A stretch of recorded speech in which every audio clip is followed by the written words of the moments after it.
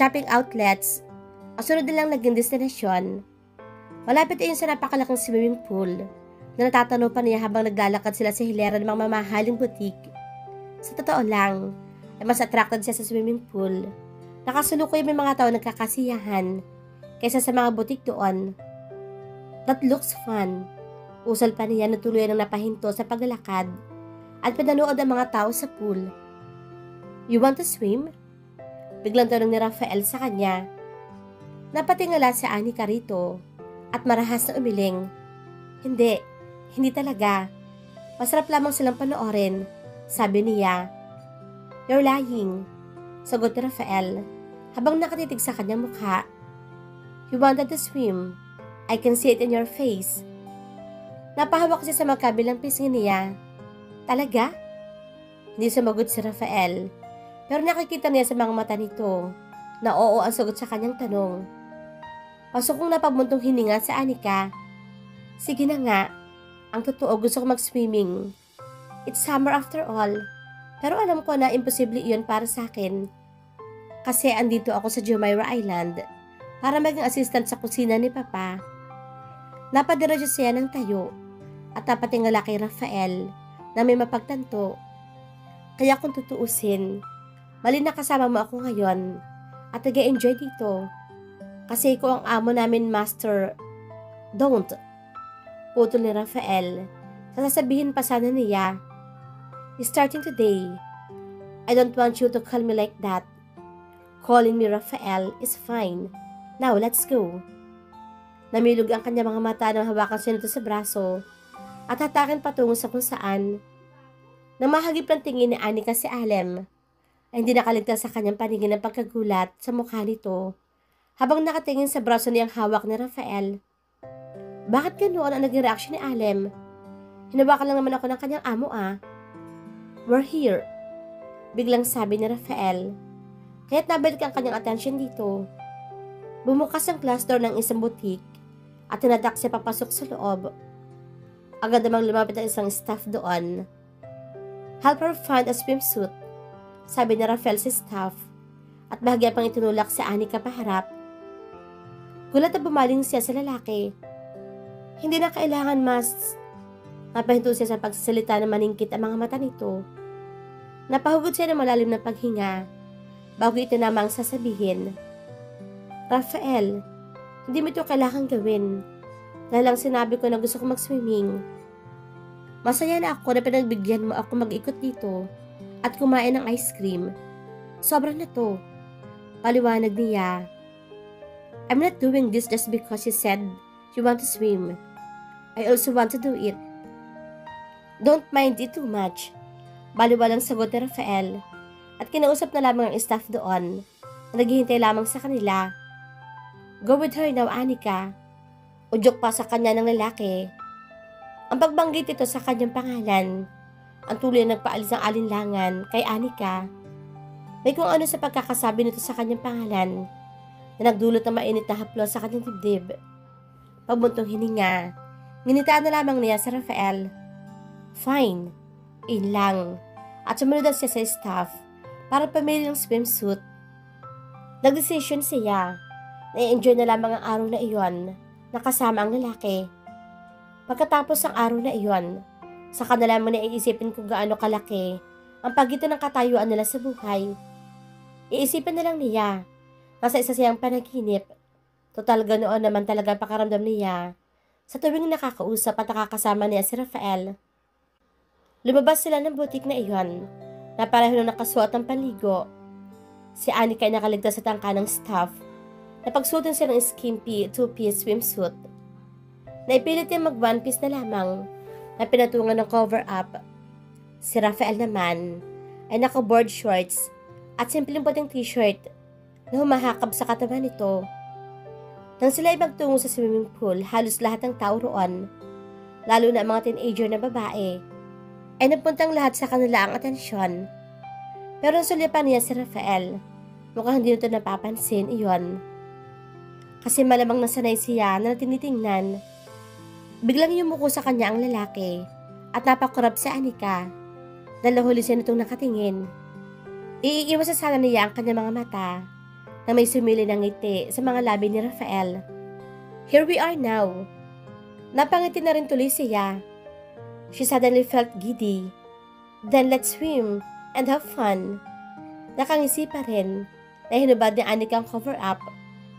Pagkatapos ay nakataas ang mga kilay. Namunestra niya ang t-shirt ni Rafael. Nasuot pa rin ito. Kumislap ang mga mata ni Rafael. Sa paraan na lamang niya nakita, he looks playful as he took off his shirt. Pakaramdam tuloy ni Anika ng mga sandaling iyon. Higit pa sa damit ang naalis ito para sa kanya. Para bang kasama ang damit na iyon ay nawala ng tuluyan ang invisible barrier nila. She felt as if at that moment, she can get close to him as much as she wanted. Lumakas tuloy ang kanyang loob. Kaya nang bitawan nito ang nahubad na t-shirt, hinawakan na niya ang braso nito at hinaltak patungo sa pool. Let's jump! Masigla niyang aya rito.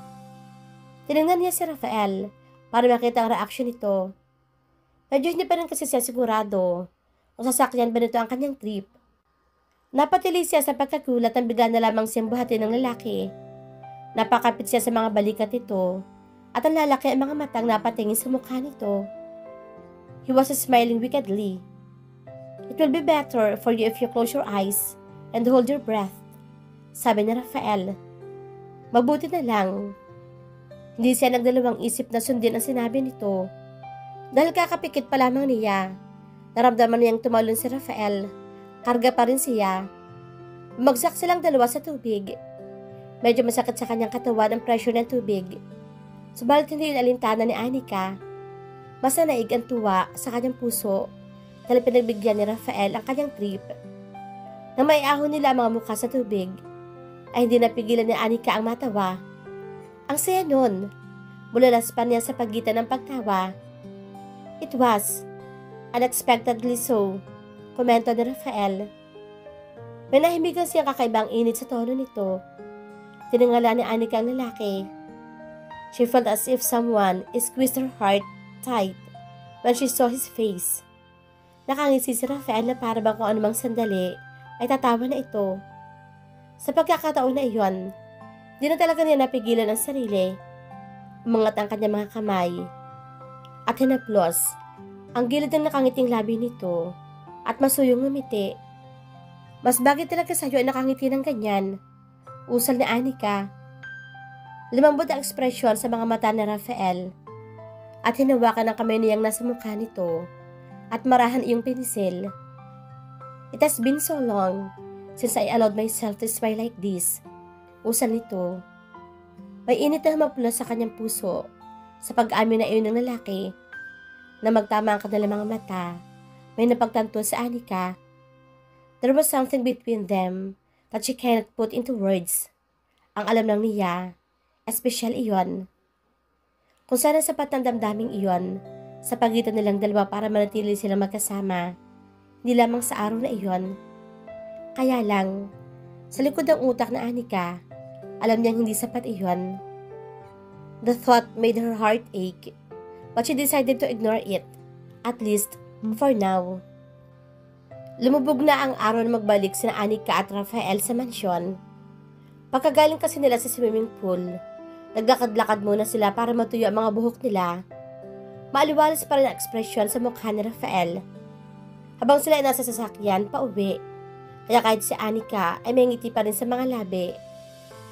Subalit ang huminto na sa tapat ng front door ang limousine at makita niyang naghihintay sa labas ng pinto ang mayordoma na si Yolanda ay nawala na ang kanyang ngiti. Kahit si Rafael naramdaman niya na tensyon din at naging seryoso ang expression sa mukha. Something happened while we are outside, biglang sabi pa ng lalaki habang hinihintay nilang buksan ni Alem ang pinto sa tabi nito. Paano mo nalaman? Takang tanong pa ni Anika. She never waits in front of the door unless something happened. You can go back to what you should be doing for now, Anika. See you tomorrow morning. Tanong ni Rafael. Lumambot ang ekspresyon sa mga mata nito nang bumaling sa kanya. Ngumiti si Anika at tumango. Bumukas ang pinto at tila nagsuot na naman ng maskara si Rafael na nawala na ekspresyon ng mukha. Bago tuluyan bumaba ng limousine, napabuntong hininga na lang tuloy siya bago mabis din ng sasakyan at sumunod sa lalaki. Master Rafael, your father called while you were out. He wanted you to call him back as soon as you can. Imporma ni Yolanda nang sila ay nasa pinto na. Sumulip si Anika kay Rafael dahil naramdaman ng tensyon ito at lalong sumeryoso ang mukha. Bumalik ang kalamigan nito, nakatulad ng una silang nakita. Kumibot ang mga labi niya dahil parang gusto na itong aluin. Subalit napansin niya ang pasimple, ngunit matamang pagtingin sa kanya ng mayordoma. Kaya agad niyang inalis ang tingin kay Rafael at tumikim. I'm going back to the kitchen, Master Rafael. Usal na yan hindi tumitingin sa lalaki. Do that. Tipid ditong sagot at nagpatiuna nang pumasok sa loob ng mansyon. Mabilis sa sumunod kay Rafael si Yolanda. Napabuntong hininga siya na mawala sa kanyang paningin ang dalawa. Ilang sandali ang lumipas nang may tumapik sa kanyang balikat. Gulat siyang napalingon at nakita ni Anika si Alem na nakatayo sa kanyang likuran. Hinilahad itong paper bag sa kanya. Your swimsuit. Tipid ditong sabi. Thank you. Sagot ni Anika at kinuha ang paper bag. You should go in and keep that before anyone sees it. Sabi ni Alem bago tumalikod na at naglakad din papasok sa loob. Napakagatlabi siya at ayakap ang paper bag. Isang pangungusap lamang ang sinabi ni Alem. Subalit namang daman niyang malaman iyon. Hindi maaaring malaman ng kahit na sino ang namagitan sa kanilang dalawa ni Rafael maghapon kasi hindi iyon tama. Sa lugar na iyon, si Rafael lang ang master at si anak lamang ng tauhan doon. Hindi siya dapat napapalipit ang ganoon sa amo nila. Ang kaso, hindi na mapigilan ang puso niya na palaging hinahanap ang presensya ng lalaki. Tila may kumurot sa kanyang puso, subalit kaagadan siyang umiling ng marahas upang hamigin ang sarili. Kip-kip iyon sa dibdib na nagmamadali ng pumasok sa loob sa Anika. Where have you been? You know how important time is to me. I called you. You were not at home. Irritabling sita ng ama ni Rafael nang tinawagan niya ito kinagabihan. I just got out for change. Sagot na lamang niya. That's dangerous. Napabuntong hininga na lamang si Rafael at lumabas sa veranda ng kanyang silid. I'm with Alem and I'm inside Jumeirah Island. Nothing will happen to me. Why did you call anyway? Pag-iiba na lamang niya sa usapan para hindi na maungkat pa ang isang pangyayari sa nakaraan na ayaw na niyang maalaala. Your mother and I will be going there with an event organizer. It will be your 19th birthday at the end of the month and I want to hold a party there. Tumiba mga bagang ni Rafael. Alam ng kanyang ama na ayaw niya ng party. Pero kahit tumanggi pa siya, wala rin namang mangyayari. After all, alam niya, nagpa-party lamang ang mga magulang niya, hindi para sa kanya, kung hindi para sa mga business associates ng pamilya. The fact that both of you are available at the same time only means that you have important visitors. Sabi na lamang niya. Yes, we invited high-ranking politicians and royalties from Europe. They are possible business partners. We will be there next week. One of my secretaries will send the information about our business deals with them to your email. Work on that until we arrive.